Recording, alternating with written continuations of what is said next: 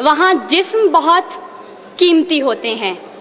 جس معاشرے میں انسانوں کی کوئی قیمت نہیں ہوتی وہاں عزت کی بولی سب سے اونچی لگتی ہے۔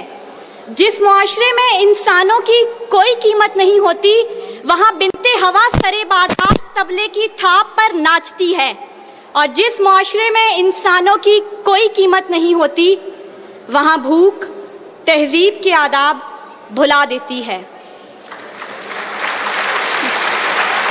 یہاں ہوس کے پجاری سیاہ راتوں میں سفید جسموں کا جیون سیاہ کرتے ہیں، یہاں پہ ناچتے پیروں کی تھاپ بکتی ہے، یہاں پہ جاگتی آنکھوں کے خواب بکتے ہیں، یہاں پہ پھول سے ہونٹوں کی پیاس بکتی ہے، یہاں پہ جسم ہے بکتے شباب بکتے۔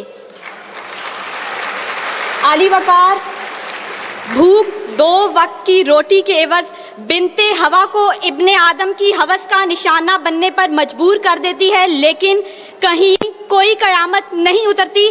14 سالہ بیرہ اپنی عصمت لٹانے کے بعد جان سے بھی ہاتھ دھو بیٹھتی ہے، لیکن کہیں کوئی قیامت نہیں اترتی۔ تھر کی جلتی ریت پر ننگے پاؤں چلنے والی قوم کا صدر اسلام آباد کی سڑکوں پر مرسیڈیز میں سفر کرتا ہے، لیکن کہیں کوئی قیامت نہیں اترتی۔ بلوچستان کی خشک سالی پر ایئر کنڈیشن کمروں میں منرل واٹر پی پی کر غور کیا جاتا ہے، لیکن کہیں کوئی قیامت نہیں اترتی۔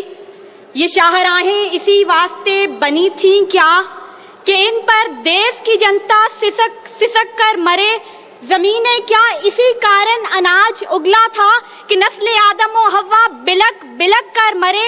ملے اسی لیے ریشم کے ڈھیر بنتی ہیں کہ دختران وطن تار تار کو ترسیں، چمن کو اسی لیے مالی نے خون سے سینچا تھا کہ اس کی اپنی نگاہیں بہار کو ترسیں۔ عالی وقار یہ ہے اسلامی جمہوریہ پاکستان، جہاں ہر کوئی اپنی دھن میں مگن ہے، سر کھجانے کی فرصت نہیں، دائیں بائیں کی فکر نہیں، ہر شخص بھوکا ہے۔ کوئی اقتدار کا طالب ہے تو کوئی شہرت کا بھوکا، کوئی دولت کا پرستار ہے تو کوئی پیٹ کا بھوکا، کوئی بھنگ کے ایک پیالے کے عوض اپنا سب کچھ نچھاور کرنے پر آمادہ تو کوئی طاقت کا بھوکا۔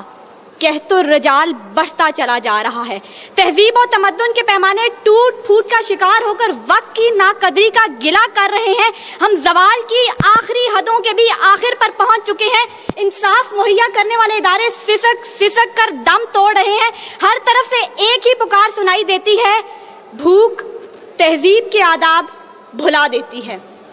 عالی وقار سنیے اگر آپ سن سکتے ہیں کہ جب بوڑھے پروفیسر کو 6 ماہ تک پینشن نہ ملی تو اپنی کن پٹی پر پستول رکھ کر بولا تھا میرا پاکستان ہے یہ تیرا پاکستان ہے۔ سنیے اگر آپ سن سکتے ہیں جب تسنیم سولنگی بھوکے کتوں کا نوالہ تر بنی تو بولی پڑے ہیں گنگ کٹہرے عدالتیں چپ ہیں۔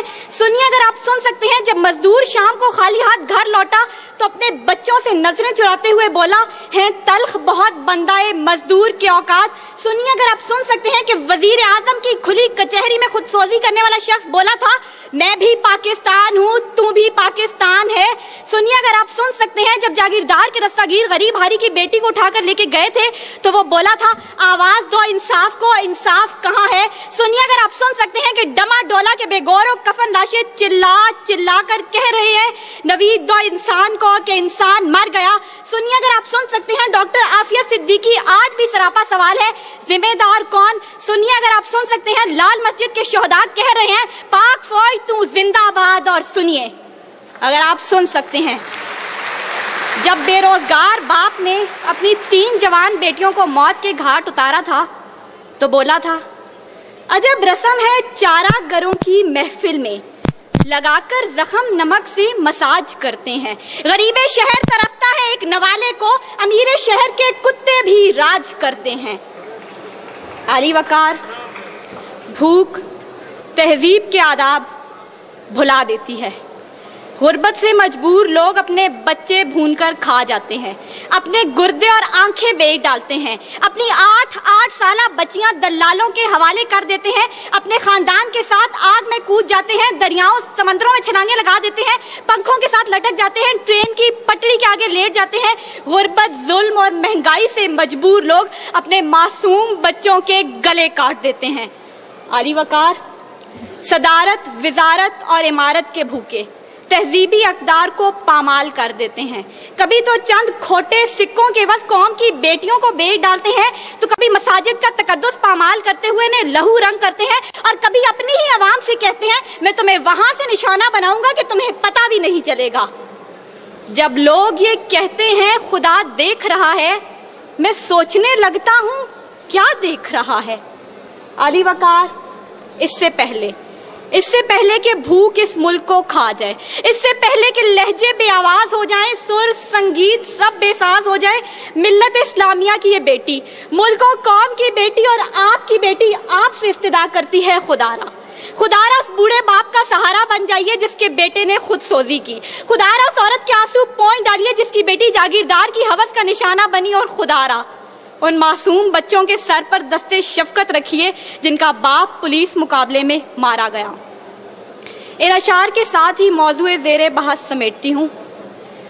ستم ظریفی وقت نے کلیوں کی نزاکت کو، دلوں کی محبت کو اس طرح سے مسئلہ ہے، اس طرح سے کچلا ہے کہ زندگی اذیت ہے اور سانس کی بھی قیمت ہے.